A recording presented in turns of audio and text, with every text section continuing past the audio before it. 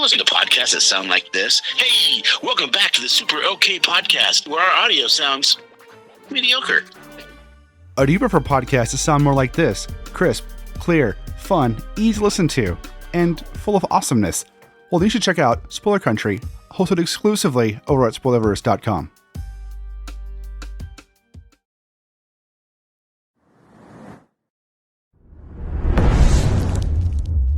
What's going on, everybody? Robert here. Loki, episode 4.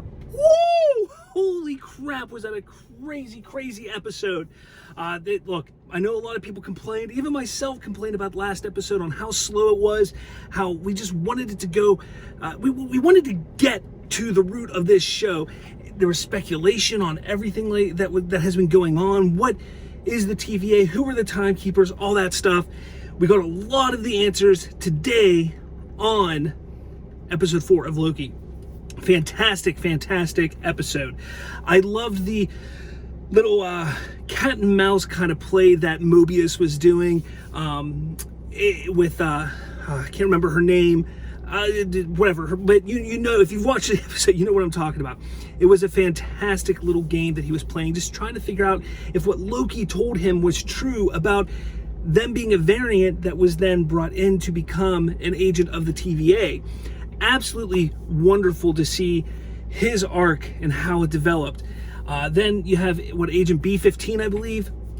The fact that she kind of started to realize everything and question stuff was amazing. I love the little intricacies that they're putting in with some of these characters and just making them more human and relatable and enjoyable and likable, because some of these characters, especially the TVA agents, were meant to not be likable at first. And that was the whole reason. And that's why I could tell early on, and I know a lot of you as well were able to tell, that the TVA were actually the villains of this show. It wasn't going to be this variant or female Loki or Lady Loki. It was definitely the TVA and quite possibly the Timekeepers.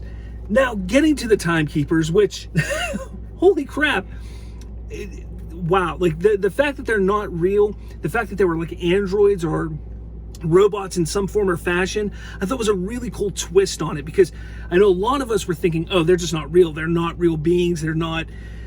They just keep saying there's timekeepers, but there really are no timekeepers. But the fact that there was something there, and then you find out that they're just robots, there's still more at play that we don't know. So what is going on? Who is pulling the strings of the TVA? Who's the one that is controlling everything? I know a lot of people are already starting to speculate that it could be Kang the Conqueror, and this is our introduction to Kang the Conqueror. Of course, you're gonna have people saying, hey, it's Mephisto. No, I'm just kidding. Not saying that, being funny here, but the fact that they're doing what they're doing right now is just phenomenal.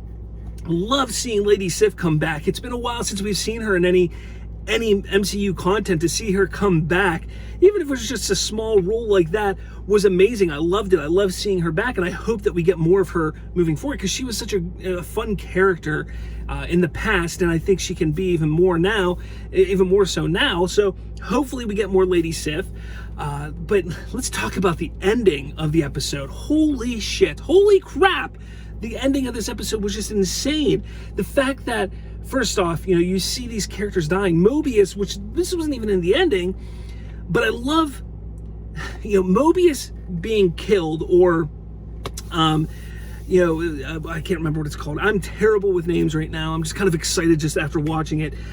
But, the fact that they kill Mobius in front of Loki, I think is what really impacted me, because the relationship between the two of them, they did become friends.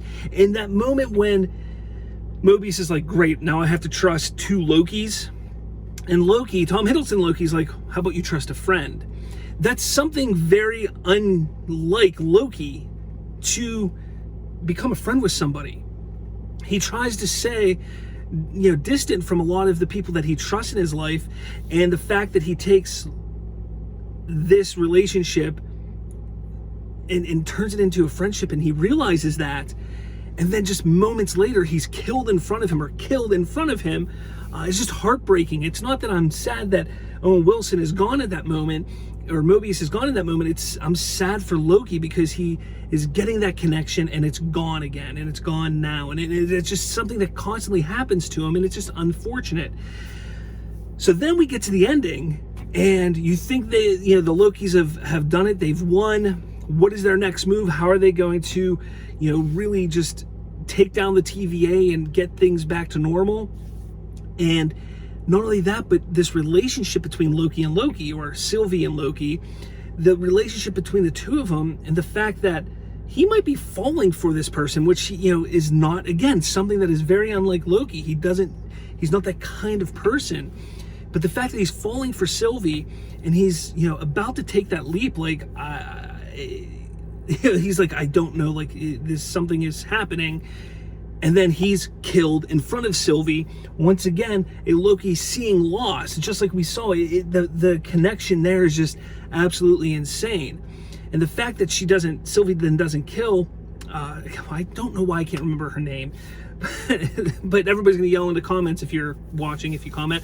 But, I think that's really interesting, because she's going to be the key into determining or figuring out how to take down the TVA and get everything on track to how we believe, I guess, it's going to affect the MCU moving forward. Hopefully there's some massive repercussions from this show moving forward. I'd love to see that. But then the end credit, or the mid-credit scene, where Loki wakes up and, Richard E. Grant is there as an older Loki in a very, very comic accurate Loki costume or get up. I thought that was great. And then, is that Thor? Is that another Thor that's standing there? Is that a version of Thor that's there? A different iteration of it? I think it's fantastic. Then you have a young boy who appears to be a young version of Loki. So where is this going? I want to know your thoughts, your feelings on episode 4 of Loki. Fantastic episode.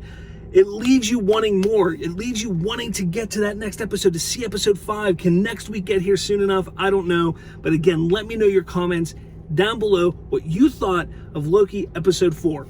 Thanks for watching, guys, and I'll talk to all of you later. What's going on, guys? Did you enjoy this video? If you did, make sure you smash that like button.